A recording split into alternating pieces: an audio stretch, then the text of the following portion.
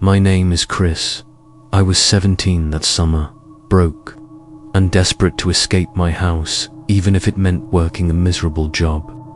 So I started delivering pizzas at this shabby little place called Big Tony's, tucked at the edge of town. You know, the kind flickering signboard, sauce that tasted like ketchup, and crusts harder than my dad's belt. But it paid. Barely. Most of our deliveries were local, nothing too far. But one late July night, one of those thick, humid nights when the air feels like wet wool, an order came in around 10:45 p.m. Odd, because most folks were either asleep or too drunk to care. By that time, it was a large sausage and olive pizza. I remember the olives because I had to dig to the bottom of a half-empty can in the back fridge to find enough. When I printed the order slip, I noticed the delivery address wasn't in town, not even close. It was out near a stretch of back roads, locals called the Pine Way. Basically a long, unlit road cutting through dense woods with barely any houses and zero cell reception. I was going to ask Russell, my half-asleep manager, to cancel it, but before I could say anything, he grunted, "Take it. We need the sale." And that was that. I grabbed the warming bag, my phone, and the junker Corolla we used for deliveries. The GPS on my phone barely worked past the first few turns, but I followed it until the signal dropped, and I was left with a vague sense of direction and the address scribbled on the box, 312 Elk Grove Lane. The drive was unsettling. The further I went, the fewer lights I saw. Houses disappeared. No more street lamps. Just the crunch of gravel and the drone of insects, so loud it felt like they were inside the car with me. I turned the radio on for company, but all I got was static. Of course. Then I saw the mailbox. Bent, rusted, the numbers barely legible. 312. The house sat about 30 yards back from the road, barely visible behind overgrown hedges. One porch light glowed faintly like it was dying. I pulled onto the gravel shoulder, grabbed the pizza, and stepped out. The air smelled ... wrong, damp, like rot. Something dead nearby. As I approached the front path, I noticed something odd. A note was taped to the mailbox. It read, in scratchy handwriting, "Come around back. Doors open. Cash on the table." I hesitated. I'm not stupid. I've seen enough true crime stuff to know that come around back is a red flag. But it was late, and I wanted to be done, so I walked around the house, through grass that reached my knees. The backyard was unlit, except for moonlight breaking through the trees. I couldn't see much, but I spotted the back porch and a screen door that was slightly ajar. Crickets chirped violently, almost like they were warning me. I pushed the screen door open. It creaked loudly. "Hello," I called. No answer. The kitchen inside was pitch dark, except for a low yellow light spilling from what looked like the dining room. "Pizza delivery," I said, trying to sound casual. Still no answer. I stepped inside. The floor creaked beneath me. The kitchen smelled musty, like mildew and old wood. The light in the dining room flickered slightly. I walked in slowly, and froze. There was cash. On the table, crumpled 20s, and the table was set. 3 plates, forks, knives, wine glasses, full, and something else. There was food on the plates, but it was rotten, like swarmed by flies. Rotten. Maggots moved in one of the bowls. That's when I heard it. A thump upstairs. Then another footsteps. I was out. I turned, practically flinging the pizza onto the floor, and made for the back door. But when I stepped into the kitchen, I heard whispering. It wasn't coming from upstairs now. It was coming from the basement door, just to my right. And then the handle started to turn. I didn't wait. I ran, sprinting through that overgrown yard, pizza bag bouncing against my back, lungs on fire. I could hear something behind me, footsteps. Breathing, I don't know. I didn't look.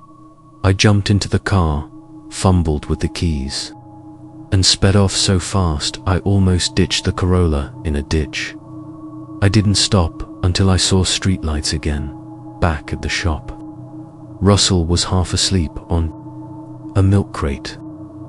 I told him everything. He laughed, said I probably got spooked by raccoons or some hermit. "Did you at least get the money?" he asked. I didn't answer. A few days later, I went back, during the daytime with 2 friends. There was no house at 312 Elk Grove Lane, just an old stone foundation buried in weeds.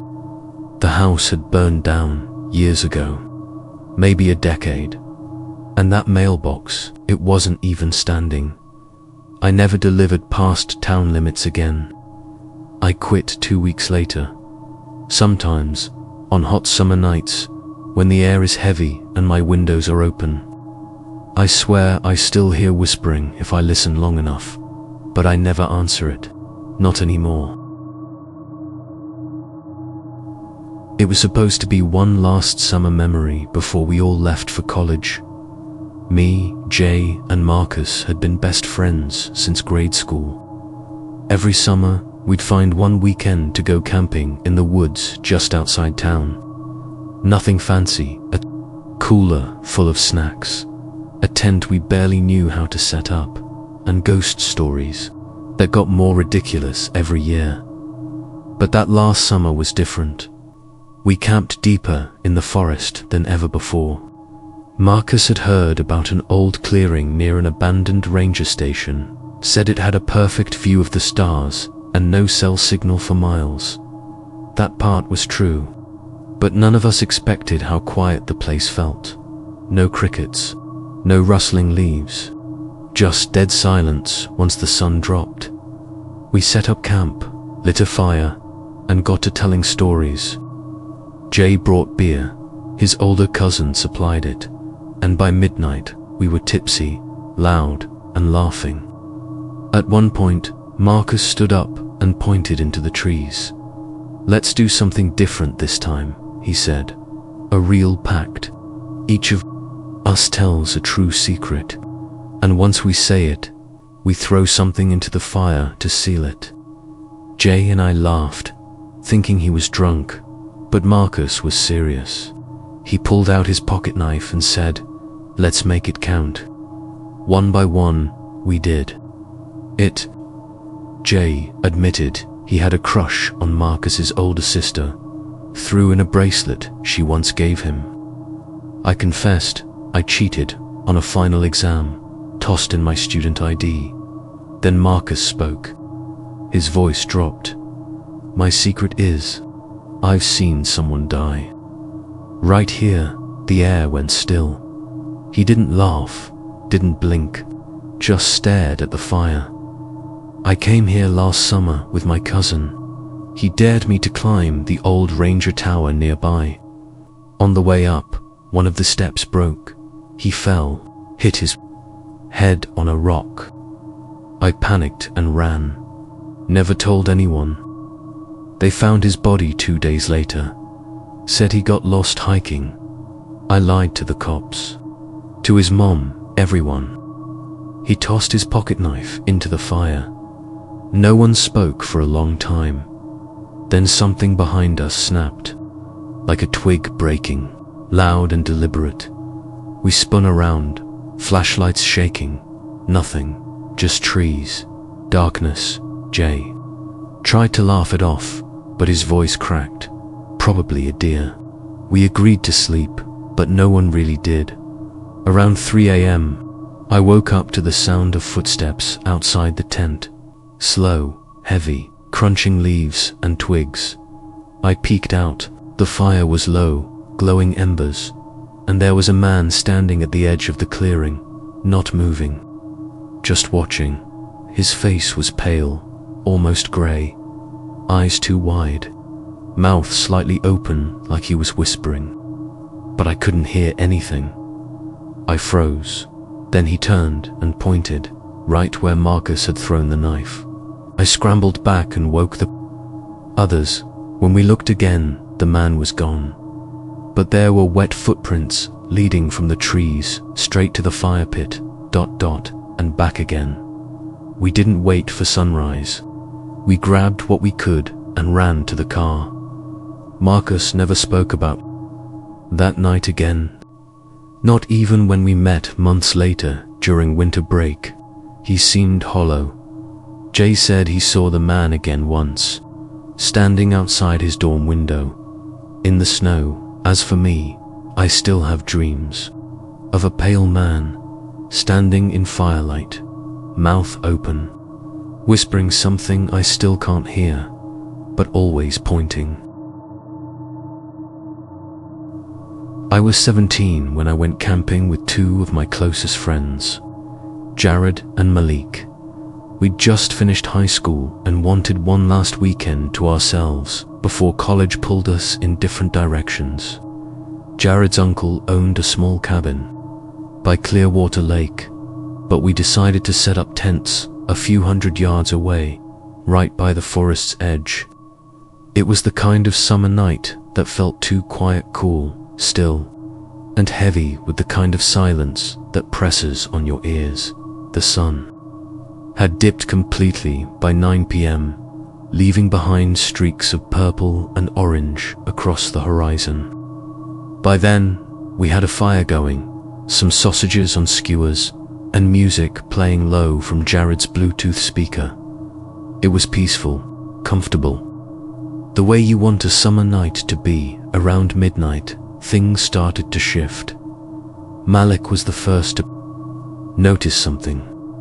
He looked across the lake and narrowed his eyes.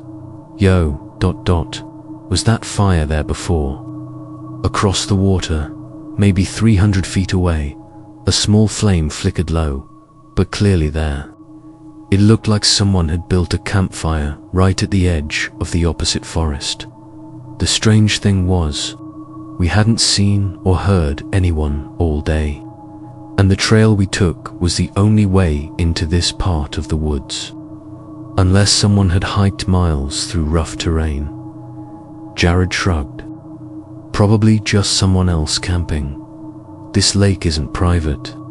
But the more we watched it, the weirder it felt. The fire didn't flicker like normal flames. It pulsed, almost like it was breathing.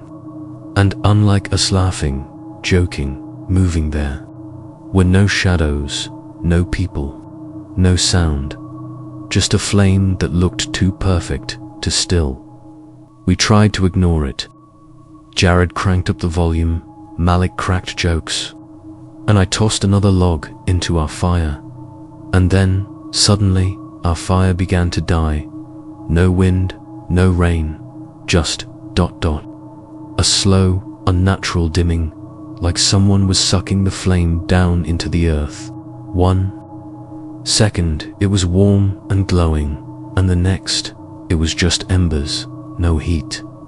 Then the music cut out. The speaker didn't die. It just ... stopped, like something had hit pause. Jared grabbed his phone to check, but the screen wouldn't turn on. And then we heard it, snapping branches from across the lake, in the direction of the mysterious fire, and then more closer this time. All around us, like something was moving. Through the woods, ... fast, we stood up, backs to each other, scanning the tree line. I grabbed the flashlight and flicked it on, but the beam only reached a few feet into the trees before swallowing itself in darkness. The snapping grew louder. Malik whispered, "This ain't funny, man." And then we saw it on the fire, this one behind us, but we didn't make it. We hadn't lit anything, and yet there it was, burning bright, casting long shadows on the ground, except the shadows didn't move. They just stood there, still, watching. 3 tall, black silhouettes, no faces, no clothes, just figures standing in the fire. Not bite in it, run. I shouted. We bolted. We didn't even grab our bags or the cooler. We just ran into the woods, not even toward the road, just away. The branches tore at our skin and roots kept catching our shoes, but adrenaline pushed us behind us. We could hear the crackling of more fires. But the smell wasn't wood. It was burnt hair, burnt skin, and then a sound I'll never forget, whispering all around us. In the trees, voices that sounded like they were inside our heads, saying things we couldn't understand, in a language that felt wrong, not human. And in between the whispers, I heard something else, ... screaming, not loud, not desperate, just ... constant, low, like someone was being slowly burned, alive but had long since stopped hoping for help. We stumbled into a small clearing. No fires, no figures. We stopped to catch our breath, but Malik suddenly dropped to his knees. "My arm," he gasped, "it's burning." I turned the flashlight on him. There were blister marks, forming like he had touched red-hot metal, but he hadn't touched anything. And then the light flickered behind us. A fourth fire bloomed, this time only feet away, and I swear to God, it smiled at us. The flame bent slightly, like a face leaning closer. I dropped the flashlight. We ran again. This time, we ran until we saw headlights. A truck was passing on the road, about a quarter-mile ahead. Jared screamed and waved his arms. The truck stopped. The driver, an old man with kind eyes and a flask of something that smelled like whiskey, looked at us like we were ghosts. "What the hell happened to you boys?" We didn't answer. He drove us to a diner still open 24 hours, and we called the sheriff from there, told them about the fire, the shadows, the voices. They took our statement but looked skeptical. The next morning, we went back with the sheriff and 2 deputies. Nothing, no tents, no embers, no ashes, no footprints, no signs of any fire at all. They gave us a lecture about pranking, emergency services, and told us we were lucky they didn't fine us. But we know what we saw. Jared's Bluetooth speaker never turned back on Malik's. Arm blistered for days, though no doctor could explain it, and me. I still hear the whispering sometimes, especially in the summer, when the night is too quiet, when the wind stops moving, when everything around me feels like it's waiting. I think that fire didn't want us dead. I think it wanted us to come back, and I'm scared that one day, one of us, ... might.